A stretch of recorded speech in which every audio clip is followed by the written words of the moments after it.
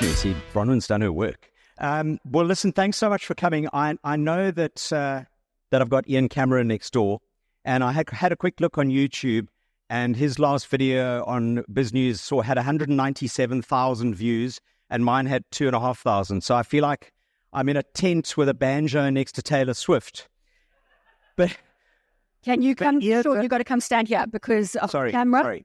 There we go. But Ian's a lot tougher than me, so please don't tell him I called him that. And then I watched Bronwyn interview Psy and Pete and Magnus yesterday, and I thought, sheesh, I better go to bed early tomorrow and bring my A game. And that didn't go according to plan. And then earlier I was outside, and Bronwyn started talking about getting aggressive. So the odds are against me. But what I wanted to talk about, I mean, everybody's talking about AI, and this is not just clickbait. Okay, I didn't just say why value investing is a way to play AI to just drag you in here, although I needed it with Ian. But I really do believe it, and I'll tell you what the thesis is. And many of you would have heard this when listening to the rationale for NVIDIA and AMD and all the rest. And that is the phrase that Mark Twain mentioned way back when, which was, in the gold rush, it was a good time to be in the picks and shovels business. Okay? You might have heard that. And the rationale was, you didn't know who was going to find gold. So it made sense. If you sold picks and shovels, you made money regardless of who found gold, which was perfectly understandable given that scenario. But in AI, many people and many companies are finding gold. So if you knew that a company was going to find gold, do you want to be in the picks and shovels business, or do you want to be in the company that's found the gold? Even more so if you have to pay a crazy price to be in the picks and shovels business.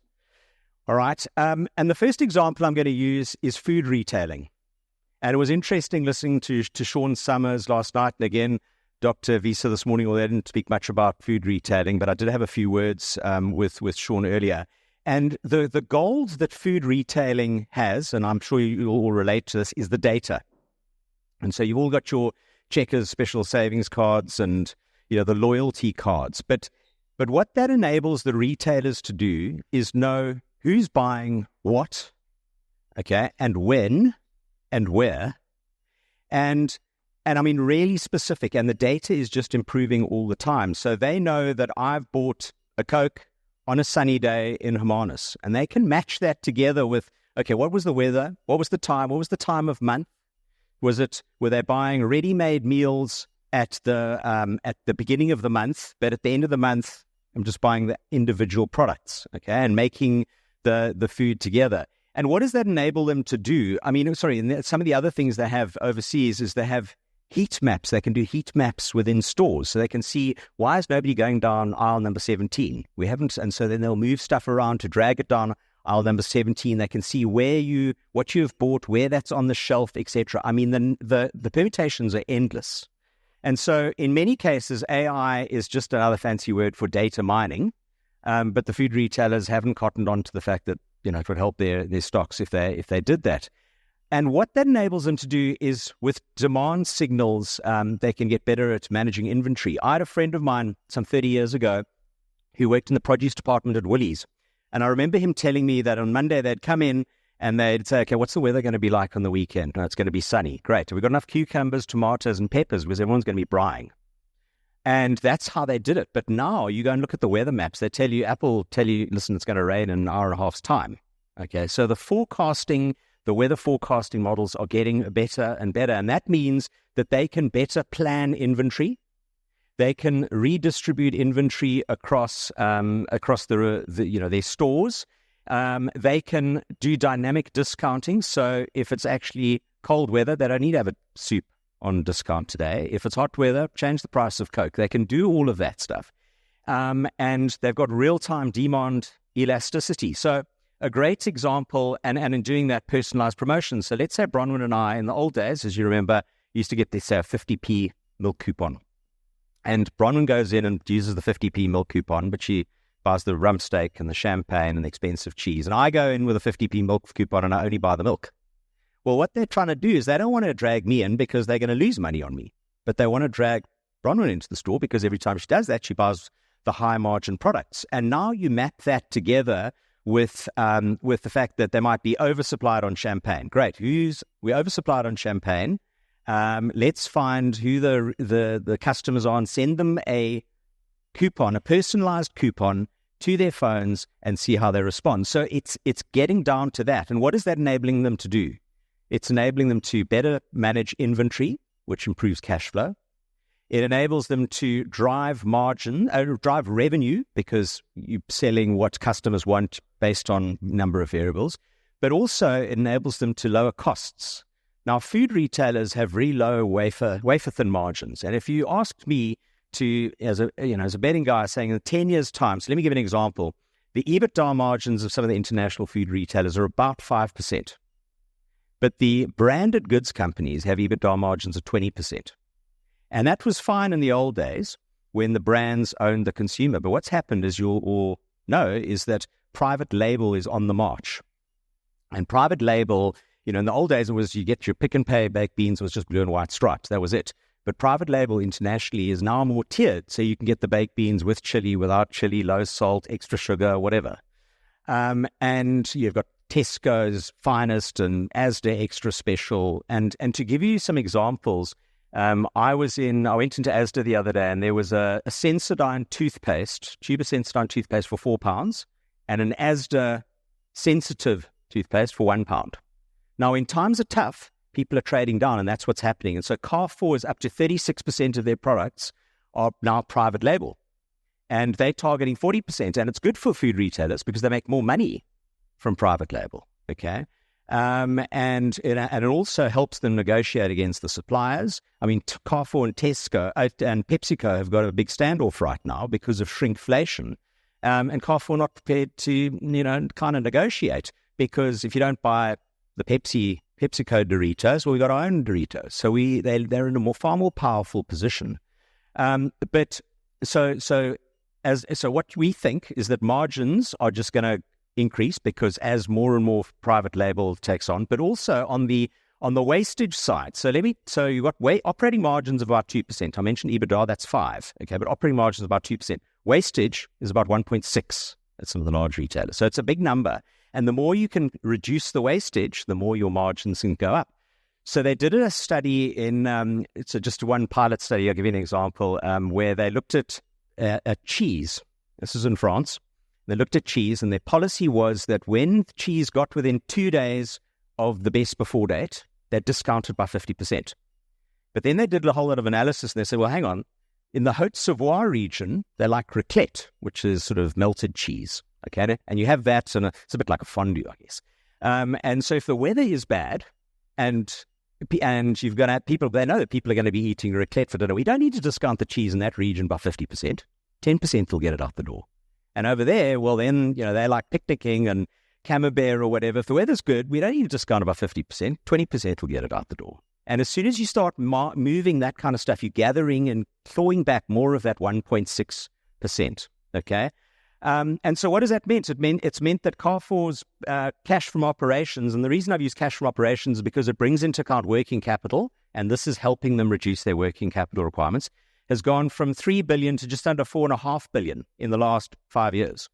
Okay, and margins have gone from 4%, cash flow margins gone from 4 to 5. So you can see these things are starting to have an impact, and we're at early doors. So that's one example of how I think these companies that are benefiting. And guess what? They're not paying the capex because they're using the cloud and all the rest. As Pete rightly said yesterday, he said that NVIDIA's revenue is the large tech companies' capital expenditure, Microsoft, Alphabet, those guys. And so that's hammering their free cash flow. Now, the next example is that banks are finding gold.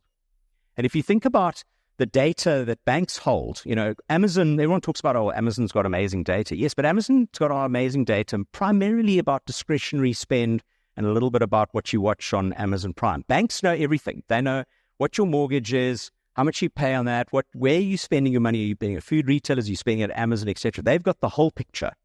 And they are mining the data as well. And so ways in which AI is helping them is chatbots. And I don't know to what extent you guys have got that over here, but overseas, if I want to add a signatory, in the old day, you'd have to go into a branch, fill in a form, with the person, etc. Now, you go onto your phone whenever you want, what time that's convenient for you, and you can process all that online via these chatbots. What do you want to do? I want to add a signatory. Right, here's the form. Fill it in, off you go.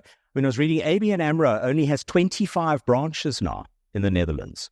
So what not only, often when you talk about cost cutting, it's at the expense of customer service. But chatbots are actually cutting costs and improving customer service because you don't have to wait till store hours. You can do it in your own convenient time. They're using AI to detect fraud in real time. And fraud is one of the biggest expenses, non-variable expenses that banks are suffering. And they're just getting better and better by mapping where you use your credit card, previous behaviors, put the whole picture together. And it's got to be real time because otherwise, the bad guys have already made off with your money. So that's another example. They're getting better at credit scoring. They're getting better at being able to offer you products, so you can borrow more money from them, etc. So there was a study back in, it's a consultancy, and I always take these things with a little pinch of salt. So let's pretend they're half wrong. But in a consultancy called Autonomous said traditional financial institutions can save a 22%, they believe, save a 22% cost reduction by adopting AI technology by 2030. So it's having a real impact. Now, you can go buy banks on 5 times earnings internationally. You don't have to pay the crazy numbers that NVIDIA is priced at the moment. So I'm going to give you an example of, let's take another picks and shovels business and go back. And one of the biggest problems investors have is FOMO, fear of missing out. It's the most expensive thing you can ever suffer from on finance is the fear of missing out.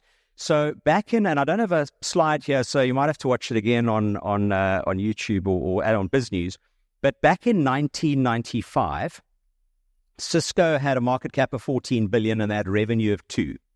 Now, one of the valuation methodologies is price to sales, and there's lots of flaws with it, but it is quite useful for technology. When do you use price to sales? Well, if a business is losing money. So you can't use price to earnings, there's no earnings. Or we can't use price to book because what's book for a technology business? So price to sales is not a bad one. Back in 1995, Cisco was 6 times sales, okay? And then but revenue was growing because remember, these guys supplied the picks and shovels of the internet business. I mean, stand back and remember the forecasts way back when in terms of the amount of data flying around the world. And can you just imagine how big this is going to be? It's much bigger. We didn't have streaming. We didn't have Facebook, we didn't have all of those. We didn't have video games, you're downloading online video games, etc. I mean, the data has far surpassed what anybody ever thought, okay? But at the time, people were getting excited about Cisco because Cisco provided the plumbing for the internet, okay? So revenue went from 2.2 billion to 18.9 billion in 2000. That was 95 to 2000, 2.2 to 18. And you can imagine, it's like we're getting excited and look at these numbers. And so what happened? The share price went nuts. And the market cap went from 14 billion to, in 2000, 448 billion. And this is at their year end. Okay? Up massive. 23.7 times sales. Now, the next year, all right, the year after that, 2001, what was the revenue in 2001? So it was 19 in 2000. If I tell you it's up, it was 22. So it was up. Okay, what did the share price do? Market cap fell 66%, even though revenue was up. Okay, fast forward from 2001, sorry, I know I got a lot of numbers, and this is where charts would have been useful, 2001 to 2023, we've now got 57 billion of revenue, and that's because of the fact that data is on. What is the market cap of Cisco today? 200 billion, okay? If you had bought back then, and this is not even the peak, this is just at the year end, even with the dividends, you haven't made any money 24 years later. And so if you overpay for picks and shovels because you get too excited, because because of FOMO, you can lose money.